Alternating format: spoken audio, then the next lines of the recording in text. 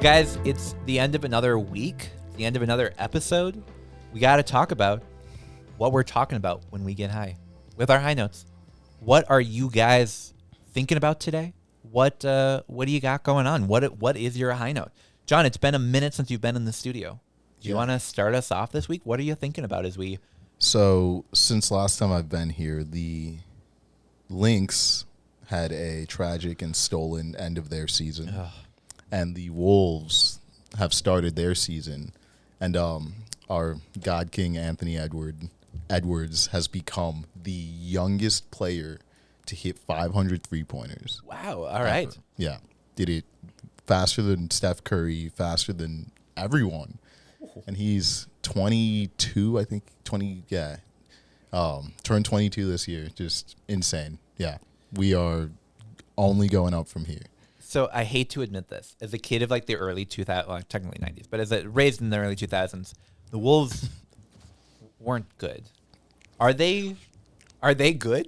They are so good right now. Wow, we okay. are so good. We have a defensive player of the year and 2 All-Stars. We had 2 All-Stars, and the 6th man of the year, and Mike fucking Conley. So it's like and Nas Reed. Yeah, it's kind of Nas fucking Reed. I mean, he's 6th man, but I had to say the name. Wow. I think I said this on a prior show. Basketball is the sport I understand the most, and this is the most enthralled by the Minnesota basketball team that I've been since I was playing, which is 18 years ago. All right, do you know what, guys? I'm going to go to a game. You've convinced me. Dude. Like, get some nosebleeds. Like, just get in the stadium and you'll feel it. Mm-hmm. You'll know what we're talking about. I mean, I grew up watching Michael Jordan. Like, I am named after Michael Jordan. And so my dad made sure I knew what a world-class basketball player looked like from... I remember watching games 3, 4, 5 years old with my dad. And Anthony Edwards would put prime MJ in the ground. Dude. Like, I will say that publicly. Thank you. He is not only the best athlete in the league. He is showing right now he is the most lethal three-point shooter in the league. Wow. It doesn't make sense. And he's a culture guy too. Like he makes the dudes around him better because he knows it looks like a D1 college player just doing 1-on-5 against 5th graders. Yeah. Like the way he thinks and acts in a game and just perceives the game, it's just incredible to watch the way he IQs his way through a game. So this summer, Tanner, he made the Olympic team, and he told the rest of the team at 22 years old, I am the first option. And he didn't say like, oh, you guys fucking suck. He was like, no, I am the first option, guys. You know that. When I'm on the court, give me the ball. And he's talking to LeBron James, Kevin Durant, Steph Curry. He's talking to these all-stars, multi-champions, faces of the whole sport. And he's like, look at me. Like, you know it. I know it. I'm in charge now. Yeah. And it's like, it's fun to see an athlete just be so... And he's on our team. He's not cocky. He's not cocky. He's I've never just been able to say that before. He's just sure of himself. Confident. And then, okay, we're going down the Anthony Edwards rabbit hole, but he lost both his parents when he was young. And he's like, I've always had to, like, be there for myself. Like, I have my family, but I have to be there for myself. So it's just, like, big moments, you can see the excitement on his face. They're like, oh, okay. It's time for me to, like, show who I am. See, and that's, like, my favorite part about sports. It's amazing. He's happy to be the guy that the whole weight of the state is on. Yeah. He wants those opportunities. I love it. And as soon as he wins an NBA championship, he says he's going to play football, hopefully for the Vikes. He said, it's like, if I lifted like you guys, I could beat all of you. He will take you on in ping pong. He will take you on in chess. The Olympics. He doesn't know how to play chess, but he's like, I'll beat you. I'll find a way to beat you. Can we challenge him to the biggest dab rip? Oh, yeah. Come on, Northern Lights. He'll show off his lungs. Yeah. Tanner, do a full-on call-out. Anthony Edwards. Anthony Edwards, come on Northern Lights podcast. We want to see who can rip the biggest dab. Come on down. Good promo. The league might not be pleased with that, but they changed their rule. Players can smoke weed now in legal states. There we go. So, yeah. Welcome, Anthony Edwards, to Last the podcast. thing I'll say, the GM of the team dressed as Anthony Edwards for Halloween. Ooh, okay. His I hero. like that. Yeah. I like that. You get dressed like your heroes, man. Yeah, right. Wow. What are your high thoughts this week? All right. Have you guys ever heard of Famous Yeti's Pizza? No, where's that? All right. So it's a pizza shop that I just needed to give a shout out today. Okay. It's not actually in Minnesota. It's in Wisconsin.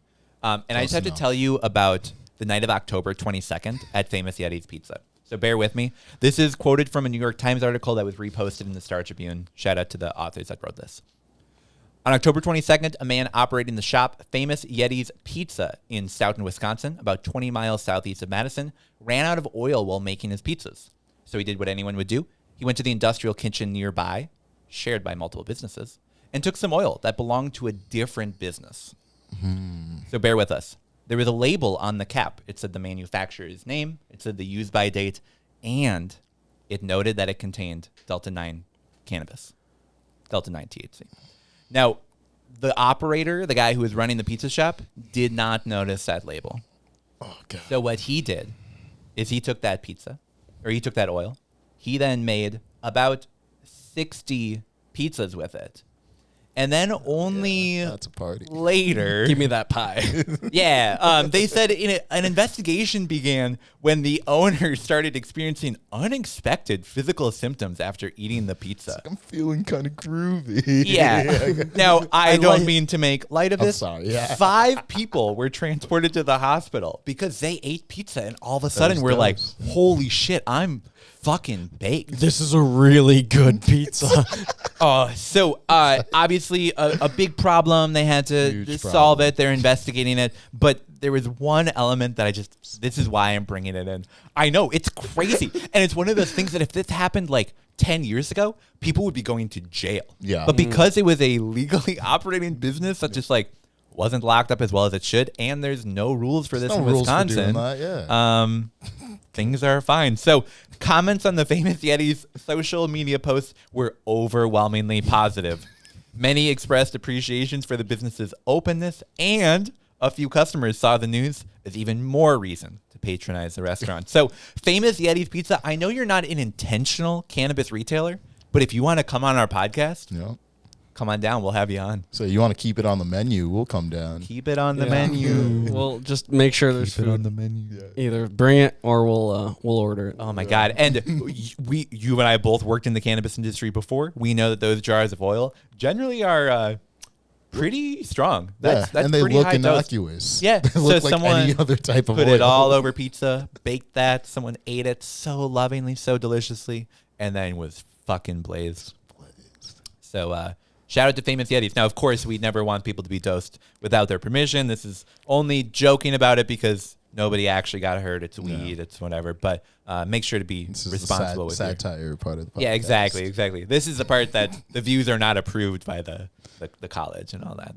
All right, Jordan, what are you smoking on? What's your high note to wrap us out today? So I took the dog on a walk last night, as one does, and I try to make it intentional time to not use my phone. At all. I don't look at. I want to be aware of my surroundings. My dog is more reactive than the average dog, so I want to make sure the environment is always in control of the environment. So I mindfully try not to use my phone at all. But that means I'm doing a lot of thinking, and me being an idea guy, I like to come up with like, oh, that's a good idea for a script, or oh, that's a good idea for a segment or a commercial, or blah blah blah.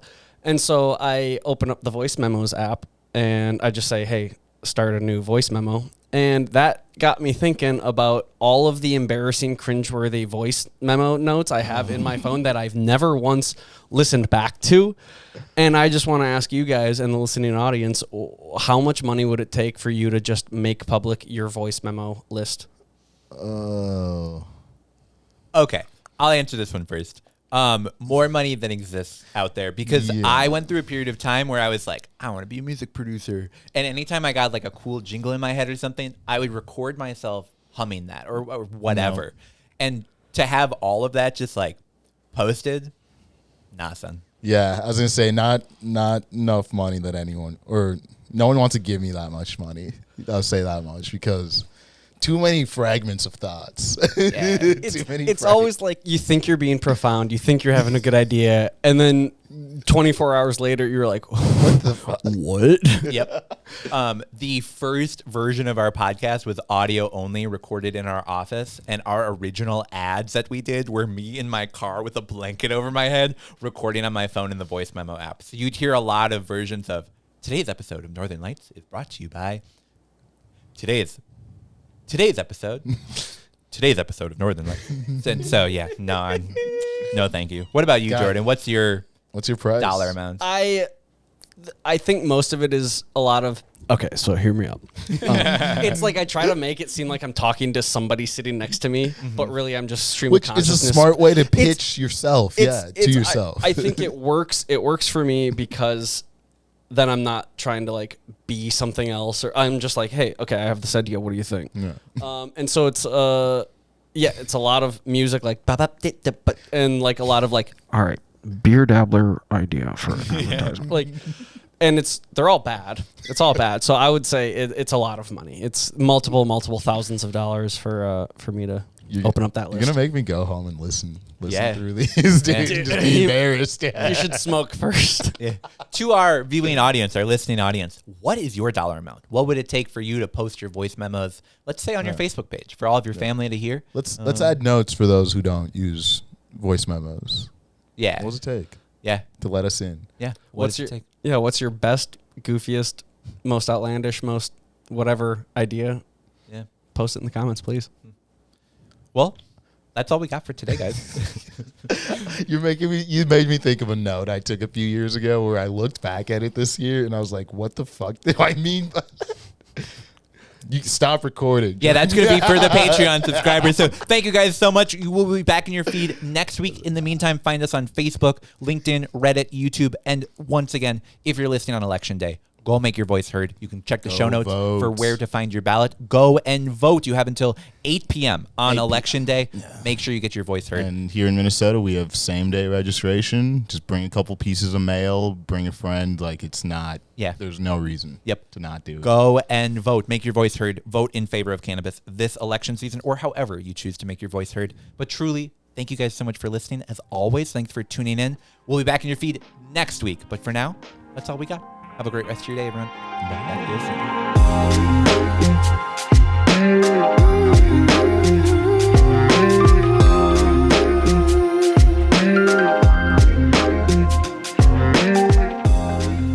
Northern Lights is a Minnesota Cannabis College production. This episode was produced by me, Tanner Barris, and by Steve Eigenman and Jordan Witt. Production assistance from Marcus Harkis, Shayna Payton, and John Barteed. Video and audio recording at the Dabbler Depot studio by Jordan Witt. The information provided in this podcast does not, and is not intended to, constitute legal advice, but is instead for general information purposes only. No listener should act solely on the basis of information provided without first seeking advice from their own legal counsel. The views and opinions expressed in this program are those of the speakers and do not necessarily reflect the views or positions of the Minnesota Cannabis College. Please listen responsibly.